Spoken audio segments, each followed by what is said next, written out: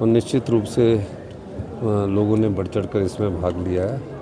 अभी तो मेरे को लगता है कि पंचायत प्रधानों के रिजल्ट भी आने शुरू हो चुके हैं और जिला परिषद और बीडीसी की काउंटिंग तो बाद में होगी। गवर्नर साहब ने कुछ बातें कही है, उस पर गवर्नर साहब हमारे आदरणीय है, संवैधानिक पोस्ट पर है, उन जो भी कहते हैं उसका ध्यान रखा। पार्टियों का कार्य विरोध करना होता है, किस किस चीज़ को लेकर विरोध कर रही है वो उनका दायित्व भी बनता है। और जिस पर भारतीय जनता पार्टी का दायित्व तो ये बन गया है कि अपने आप करे तो पुण्य, हम करें तो पाप। देखिए, हमने एक फैसला किया है कि कोई भी रेस्टोरेंट, कोई भी बार, कोई भी दुकान अगर उसकी क्षमता है तो 24 घंटे वो हिमाचल प्रदेश में खुला रह सकता है और 24 घंटे कार्य करने की परमिशन भी हमने सबको दे दी है। लेकिन जो कार्य करने वाले व्यक्ति हैं उनको पूरा उनकी मेहनतनामा मिले, इस संदर्भ में हमने बात कही है।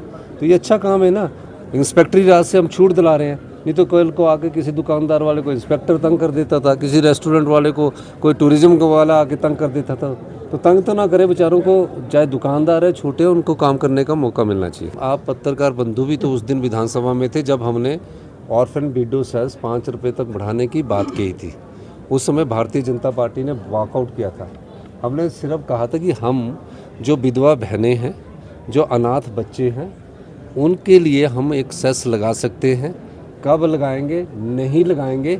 एक्ट के तहत एक ताकत हम अपने कानून के द्वारा अपने पास सरकार लेना चाहती थी, जिसको हमने पास करवाया और हमने 5 रुपये तक कहा। हमने तो कोई नहीं लगाया, लेकिन आज उन विधवा बहनों की आह और अनाथ बच्चों की आह इस भारतीय जनता पार्टी पर पड़ी कि उनके भलाई के जो हमने कार्य करने की योजना लेकर आए थे उन्होंने तो नहीं लगाया, लेकिन भगवान ने 7 रुपये 11 दिन में बढ़ा दिए भारतीय जनता पार्टी की केंद्र सरकार के द्वारा। भारतीय जनता पार्टी की कथनी और करनी में बहुत अंतर है। 2020-21 में जयराम ठाकुर जी मुख्यमंत्री थे और अपने समय चीफ मिनिस्टर रहते हुए तब भी पंचायती राज, जिला परिषद, नगर निगमों के चुनाव थे।